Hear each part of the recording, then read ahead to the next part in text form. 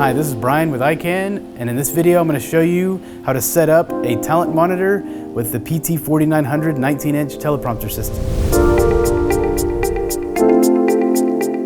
Alright, so I have here with me the PT19 High Bright monitor.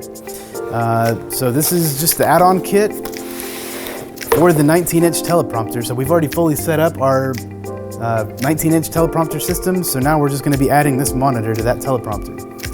So here we have the 19-inch talent monitor, and it already has the bracket pre-installed on the back. We have our 15mm rod adapter. We have thumb screws and Allen keys. We have our AC adapter and plug.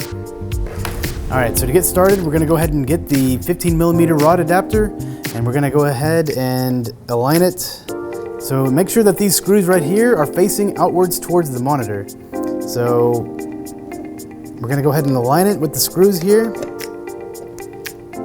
And there's a 1/4-20 screw thread right here, and we're gonna go ahead and put the washer right over it.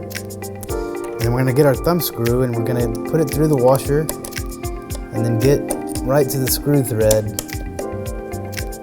And we're gonna tighten it as tight as possible. You also want to make sure that this is sitting as flat as possible, so just kind of like put a little bit of pressure on it while you're screwing it in to make sure that it's completely flat. And then once you have it screwed in as tight as possible, flip your monitor over. So what you want to do now is go ahead and slide this monitor into the rods. So once you have the monitor mounted, it's nice to have it flush with the other monitor.